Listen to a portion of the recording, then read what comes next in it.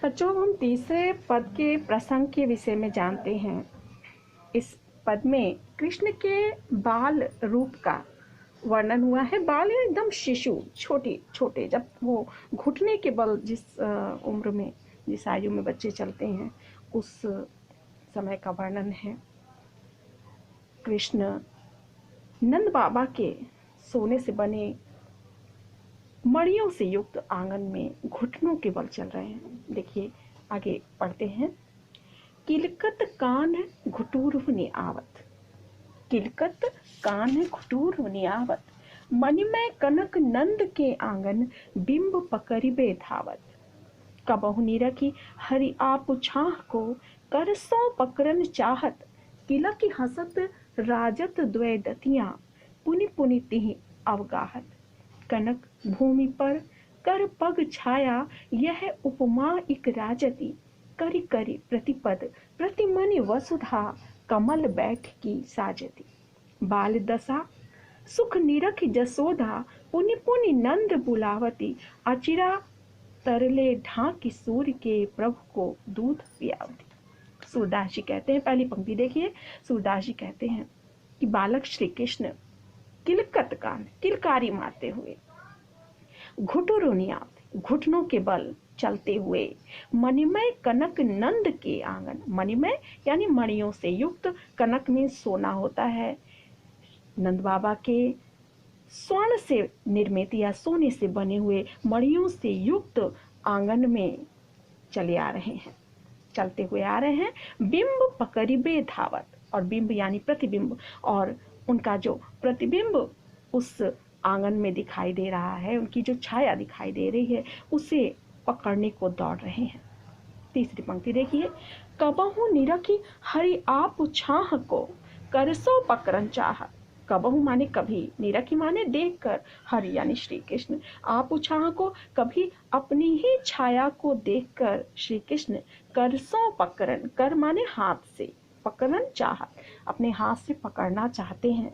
किलक हसत राजत द्वै दतियां, पुनि पुनि तिहि अवगाहत। और जब वो किलक कर हंसते हैं तो उनकी जो दो दांत दिखाई, राजत माने सुशोभित होते हैं, दिखाई देते हैं। पुनि पुनि तिहि अवगाहत, उनकी भी छाया उस मणि युक्त आंगन में दिखाई देती है और वह उसे बार बार देख रहे हैं। कनक भूमि पर कर पग छाया, यह उपमा इक राजति। कनक भूमि यानी उस आंगन की स्वर्ण भूमि पर कर पग छाया, ये कर हाथ है और पग यानी पैर, उनके हाथ और पैरों की जो छाया दिखाई दे रही है, यह उपमा इक राजति।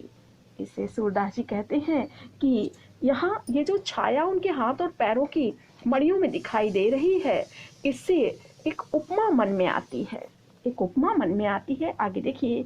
करि करि प्रतिपद प्रतिमनि वसुधा, कमल बैठ की साजती। ऐसा लगता है जैसे प्रत्येक मणि में पृथ्वी ने भगवान श्री कृष्ण के बैठने के लिए आसन बना दिया है।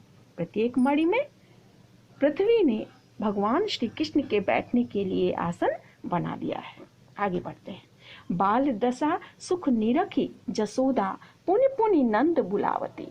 श्री कृष्ण के इस अलौकिक रूप को देखकर यशोदा प्रसन्न होती हैं, सुख प्राप्त करती हैं और बार बार नंद बाबा को उन्हें दिखाने के लिए बुलाती हैं। अचरा तरले ढाकी सूर्य के प्रभु को दूध पियावती। और सूरदास जी कहते हैं कि इसके बाद अपने आंचल में ढककर, उन्हें छिपाकर वह श्री कृष्ण को अपना दूध पिलाती हैं।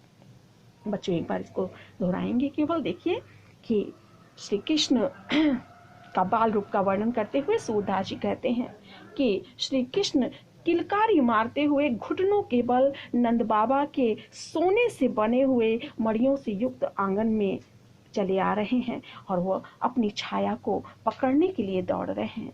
कभी वह अपनी ही छाया को अपने हाथों से पकड़ने की कोशिश करते हैं और जब वो किलक कर हंसते हैं तो उनके दो दांत जो हैं, उन्हें उनकी छाया जो उस मड़ियों के आंगन में दिखाई देती है, उसे वो बार बार देख रहे हैं।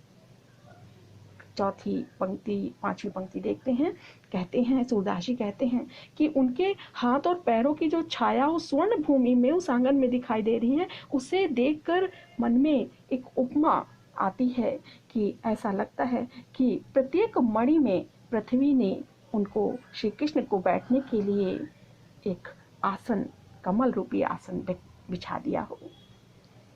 यशोदा जी जब श्री कृष्ण के उस बाल रूप को देखती हैं, उससे सुख प्राप्त करती हैं, तो उन्हें दिखाने के लिए बार बार नंद बाबा को बुलाती हैं। और सूरदास जी कहते हैं कि वह श्री कृष्ण को अपने आंचल के नीचे ढक कर, छिपा कर उनको अपना दूध पिलाती हैं।